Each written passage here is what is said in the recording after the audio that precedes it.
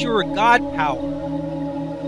Get everything you ever wanted and live the life of your dreams. The Master's Course. Copyright 2010 by Richard Lee McKim, Jr. All rights reserved. Let the quest for knowing begin.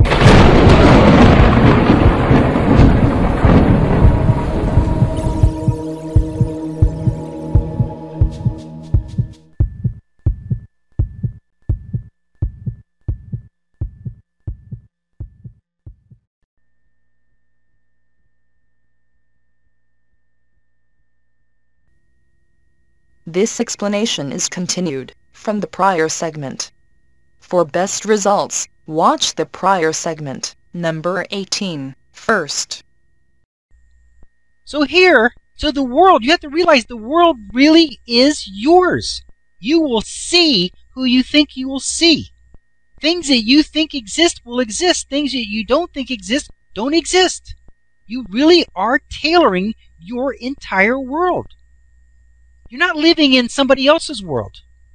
You're not one amongst all these other people in this world. This is your personal world. Whatever you think is in it is in it. And it looks however you think it looks. If you think what's in it is an animal cracker, and that's how it is to you, then it's there and it's an animal cracker. If you think it's a Japanese beetle, then to you it is. Do you realize that you can only experience your world and that it really is only your world? That you have domain over every single thing in your world? Everything. Nobody has power in your world because you can make them disappear. Will they be gone from existence? No. They just won't be in your reality. Or you can make things appear. How about money? How about opportunities? How about wealth? Anything you want to appear in your reality, you can make it happen. Anything you want to disappear in your reality, you can make it happen. Anything you want to change from one thing to another, you can make it happen. It can be a Japanese beetle. It can be an animal cracker. This is your world. You do not share a world with others. You do not share a reality with others. This is your world. Now, if you're experiencing the world similarly to somebody else, it's not the same world. It just means that the part that you're experiencing that is similar has similar meanings. And so you both are eliciting and experiencing the same thing from the energy that is the universe. However, while you may think it's the same reality as you both look down at an animal cracker, he sees an animal cracker, you see a Japanese beetle. So while you may think you're sharing a reality, you are not. While you think that you're sharing a world, you are not. While you think you're sharing a universe, you are not. This is your world. This is your universe. There could be people all around you right now that you literally look right through, and yet they're standing right next to you. You can't see them. That is the amazing thing about this reality, this world, and this universe. So I want you to really, really, really get it, that you are not sharing a world with anybody. This is your world. This is your creation.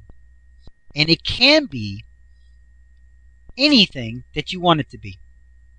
Now, in this illustration, he starts out by having the blue world. But then, because of whatever reason, he's discovered that red exists. And the moment he discovers that red exists, then suddenly everything that's red comes into his experience. He says here he just found out about the red. But notice, there's a green world that exists, which he can't see. Now, speaking of this is a very wild thing, okay? This is a story that Michael Talbot told in one of his interviews, that it used to be when he was a kid, he used to see what he thought was heaven. And he said, "What is that I'm looking out at the sky?" He said it to his mom. And they say, "Oh," he said, "Can you see heaven?" She said, yeah, sure you can. Because he said he was seeing 2 moons and a beautiful sky and 2 moons. And then one day, he was asking somebody about it, because he would always come out and look up and see the sky with these moons up there in the sky and all that. And then they said, "You can't see heaven." He says, "You can't?" He said, "No, you can't see heaven." So from that day forward, he could no longer see it. But I imagine there's people that can see planets and things out there that we can't see. Because, they say that they've been able to prove mathematically there's what they call dark matter. And that the dark matter, and the only reason they call it dark matter, what they really mean is invisible matter. They mean dark matter because light doesn't reflect off of it. It can't be seen with light. They say that the space is not empty. It is full of matter that can't be seen. In fact, the matter that's in the empty space is more substantial and more significant than the matter we can see. In the same way as there was Tom's daughter right in front of him, which could be considered a mass of matter, which couldn't be seen by him but still existed in other people's realities. There is things that exist out there that are just not in your world. But they are in somebody's reality. So I just want you to know, for this illustration, that your world has included what you think it does. And it is your world. You are creating it. Everything you say about it creates it. Okay, here it says, there are people doing things that would blow your mind. There could be people here from other planets, and you would never know it, because they are not in your world idea. But if you suddenly, or slowly, began to consider the idea of the existence of the color red being real, you would begin to access and annex everything red in your world, and it would amaze you. You would exclaim, "Where did all these red things come from?" They always existed, but not in your world. That's why I keep saying that you are creating your own world. It only consists of what you are aware of and what you think it might contain. There are literally billions and billions of things that you are unaware of in your own town alone, much less in the rest of the world and the universe. There are non-physical energies all around you, and people who can do amazing things that you could never imagine right in your town. And you will probably never know it in your entire lifetime.